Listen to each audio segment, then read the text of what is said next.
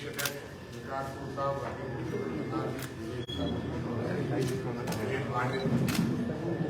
सबका बहुत स्वागत। आज देश के अंदर जो नया मुद्दा चल रहा है उसके बारे में यदि मांग की आप उम्मीद करेंगे। आज देश के अंदर 4 जगह पार्टी की तरफ से प्रेस वार्ता है, पार्टी कांग्रेस कमेटी की तरफ से माकर साहब जहाँ जम्मू कश्मीर में हिमाचल के हमारे चीफ मिनिस्टर सुखविंदर सिंह सुक्खू जी चंडीगढ़ में कर रहे हैं, भूपेश बोलना नहीं है कोई भी, और हमारे अशोक चौहान जी 4 जगह देश में प्रेस कॉन्फ्रेंस है। कल भी इस पे 34 जगह पार्टी की तरफ से वरिष्ठ नेता जो है वो देश को अपनी स्पीच जो है वो बताएंगे। इसलिए यहाँ पे प्रेस करूँगा माकर साहब से, तो आपको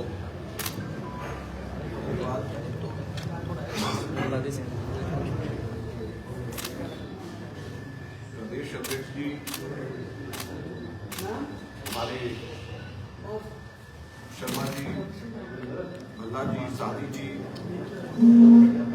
यहाँ पर उपस्थित सभी पत्रकार साथी,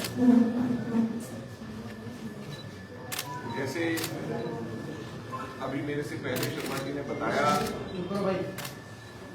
कि आज पूरे देश में कांग्रेस पार्टी पहले चरण में 4 मुख्य जगहों के ऊपर प्रेस वार्ता कर रही है और कल पूरे देश भर में लगभग 34 जगह के ऊपर 34 शहरों में पूरे देश भर में प्रेस वार्ता होगी। कांग्रेस के सभी सीनियर लीडर सब जगह पे जाकर के आप लोगों के माध्यम से जनता के बीच में जाकर के पूरे मसले को रखेंगे।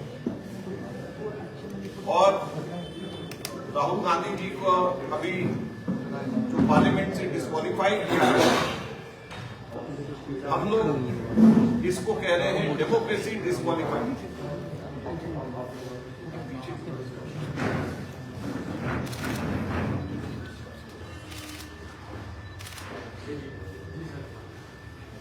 तो जो प्रेस वार्ता है पूरे देश भर में,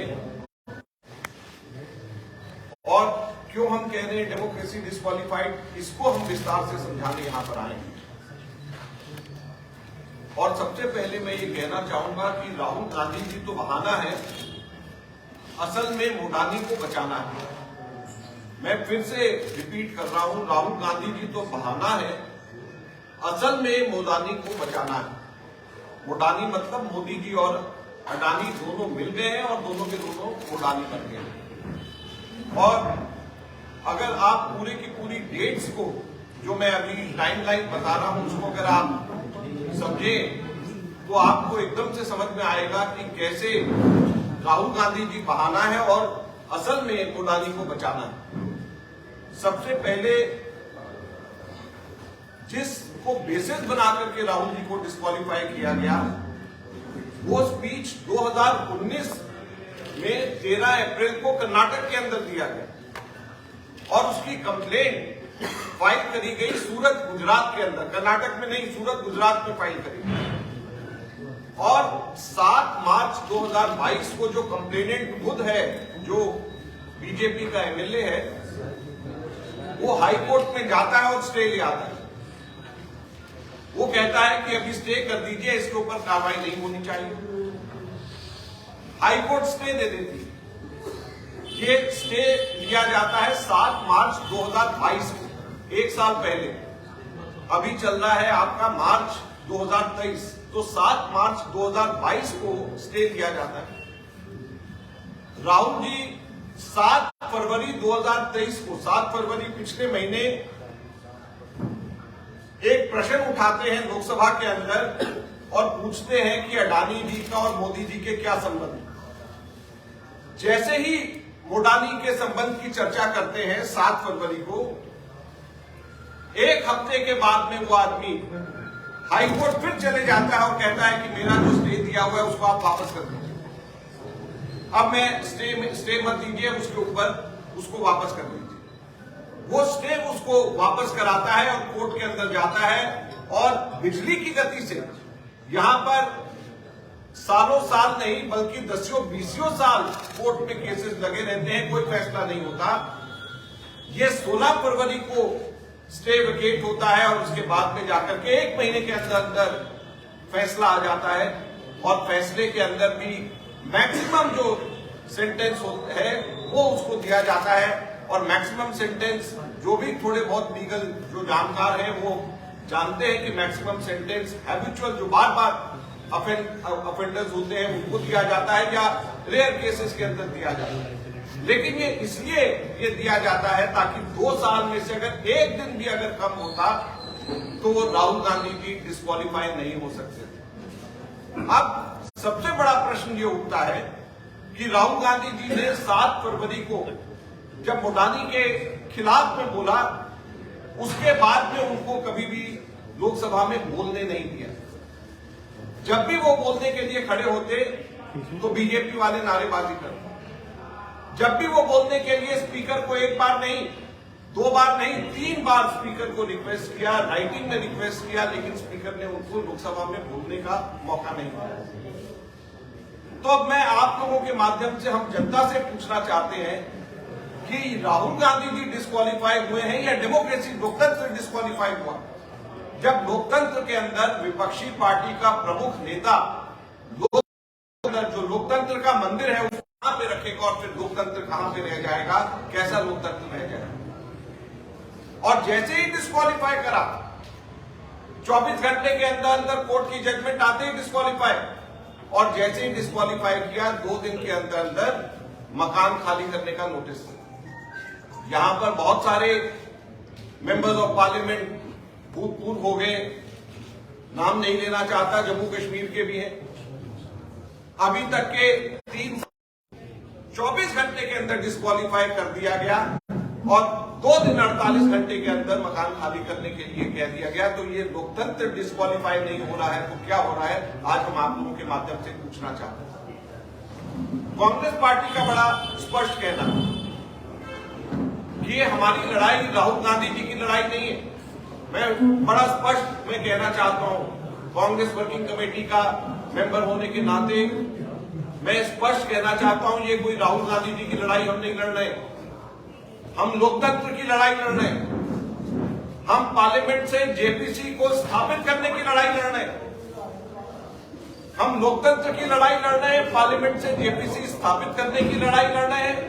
हम हमारे देश के 30 करोड़ LIC के जो निवेशक हैं, जिनका 44,000 करोड़ रुपए अडानी के अंदर अडानी कंपनी में इन्वेस्ट करने की वजह से नुकसान हो गया, हम उनकी लड़ाई लड़ रहे हैं। हम उन निवेशकों की लड़ाई लड़ रहे हैं जिनके 10.5 लाख करोड़ रुपया स्टॉक एक्सचेंज के अंदर, जिन्होंने अडानी के स्टॉक में जिन्होंने लगाया था, और 2 हफ्ते के अंदर अंदर 10.5 लाख करोड़ रुपए का नुकसान जिनको हुआ, हम उन छोटे निवेशकों की लड़ाई लड़ रहे हैं। हम उन डिपॉजिटर्स की लड़ाई लड़ रहे हैं जो सरकारी कर्मचारियों का EPFO के अंदर, एम्प्लॉयज प्रोविडेंट फंड ऑर्गेनाइजेशन के अंदर पैसा जमा है और EPFO ने निफ्टी 50 में अडानी को डालने की वजह से उसके अंदर एंटरप्राइजेस उसके अंदर इन्वेस्ट किया हुआ है। हम EPFO वालों की लड़ाई लड़ रहे हैं, प्रोविडेंट फंड के जहां पे पेंशन फंड के पैसे जमा होते हैं उनकी हम लड़ाई लड़ रहे हैं। तो बड़ी स्पष्ट बात है कि हम लड़ाई राहुल गांधी जी की नहीं, हम लोकतंत्र की लड़ाई लड़ रहे हैं। हम जेपीसी स्थापित करने की लड़ाई लड़ रहे हैं। हम भ्रष्टाचार दूर करने की लड़ाई लड़ रहे हैं। हम अडानी के एंटरप्राइजेस को किस तरीके से सरकार ने मदद करी, मोनोपोलीज किस तरीके से स्थापित करी, हम उसकी लड़ाई लड़ रहे हैं। LIC के 30 करोड़ निवेशक पॉलिसी धारक, हम उनकी लड़ाई लड़ रहे हैं। स्टॉक एक्सचेंज के अंदर जो छोटे छोटे जिन लोगों ने इन्वेस्टमेंट करी हुई है पैसा, तो हम इन सभी लोगों की लड़ाई लड़ रहे हैं। हम भ्रष्टाचार के खिलाफ लड़ाई लड़ रहे हैं, बेरोजगार के खिलाफ लड़ाई लड़ रहे हैं। ये हम कहना चाहते हैं। एक चीज और मैं अंत में कह करके आप लोगों के सवालों का जवाब दूंगा कि जब 2 बार 1992 में नरसिम्हा राव जी के समय, 2001 में अटल बिहारी वाजपेयी जी के समय जेपीसी बन सकती थी, तो अब क्यों डर रहे हैं मोदी जी? मेजॉरिटी इनकी है, तो अब जेपीसी क्यों नहीं बनाने देना चाहते? हमारी मांग ये है, कांग्रेस की सभी विपक्षी पार्टियों की मांग ये है कि जेपीसी आप फॉर्म करें, उसकी जांच होनी चाहिए, निष्पक्ष जांच होनी चाहिए, चुने हुए प्रतिनिधि जांच करें। अब जब मेजॉरिटी इनकी है, जेपीसी में मेजॉरिटी मेंबर्स इनके होंगे, तो फिर किस बात के जांच की वजह से क्यों ये डर रहे हैं? और जांच करने के लिए इसलिए जरूरी है कि फाइनेंशियल टाइम्स ने अभी पीछे रिपोर्ट किया है कि 23,000 करोड़ रुपया शेल कंपनीज के माध्यम से अडानी की कंपनियों में लगा हुआ है, जो कि बाहर से पैसा आया हुआ है। तो हम लोग ये जानना चाहते हैं, पूछना चाहते हैं कि वो पैसा 23,000 करोड़ रुपया किसका है?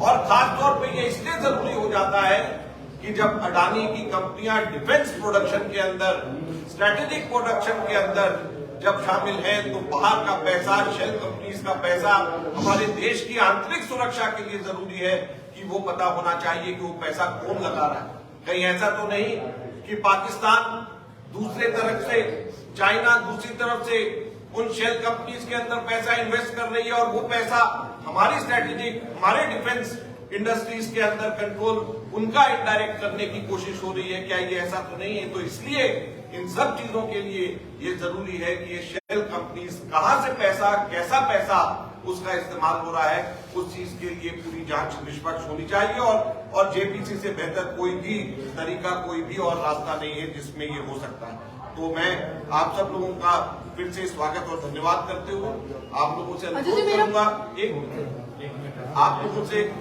अनुरोध करूंगा, हमारे शर्मा जी अब आगे कंडक्ट करेंगे किससे बोलना है, और आप सबसे